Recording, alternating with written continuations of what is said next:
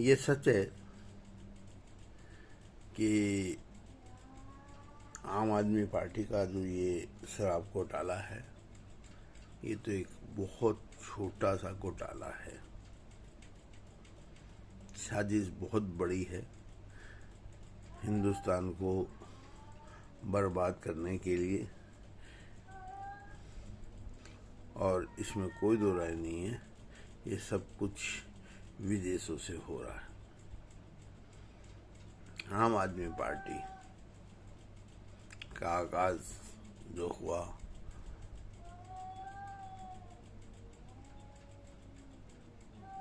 यह जो उदय हुआ, वो राजीव भाई की हत्या से हुआ। और जो ये शराब का कांड हुआ है, ये भी इस देश को बर्बाद करने के लिए हुआ है। हम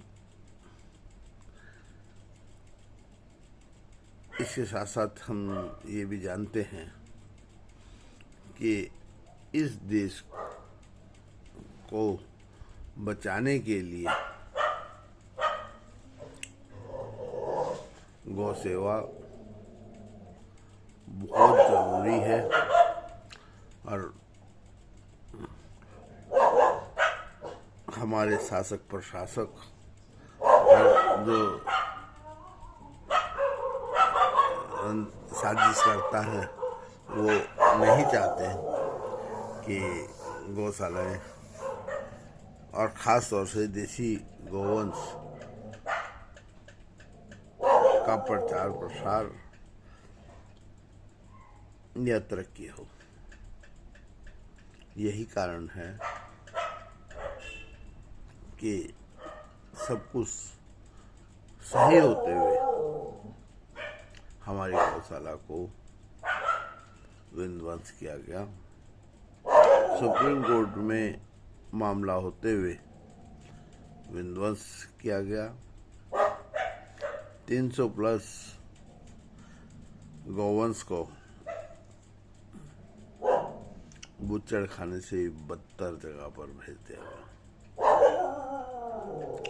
जहां से 5 स्टार होटलों की प्लेटें भी सजती हैं।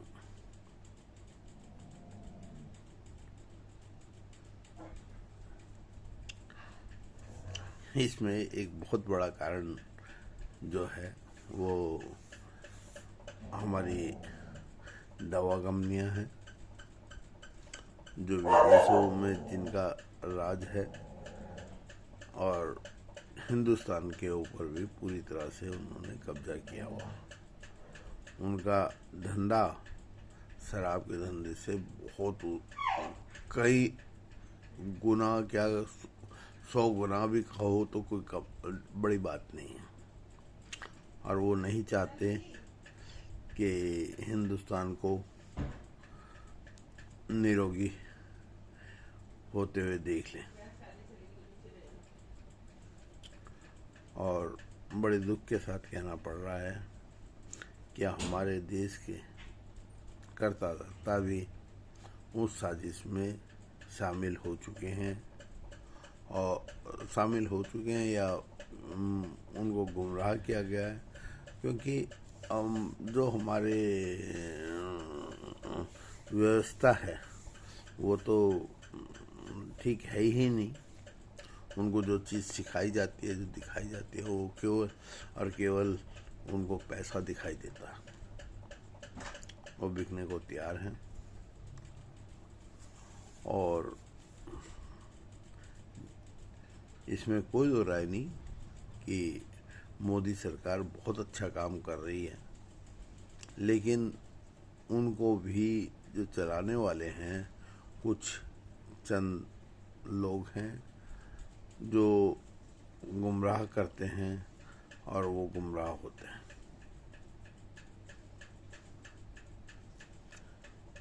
इसमें कोई दो राय नहीं कि मेरा जीवन बहुत ज़्यादा नहीं है। मैं तो संकल्पित और समर्पित हूँ गौ सेवा और राष्ट्र सेवा के लिए। हो सकता है कि मुझे मिटा दिया जाए, ख़त्म कर दिया जाए। जब राजीव दीक्षित जी जैसे लोग नहीं रहे तो मैं तो उनके मुकाबले कुछ भी नहीं हूँ। मेरा केवल और केवल यही एक उद्देश्य है कि गौ माता और पंचगव्य से इस देश को निरोगी बनाया जा सके और गौवंश का विस्तार हो।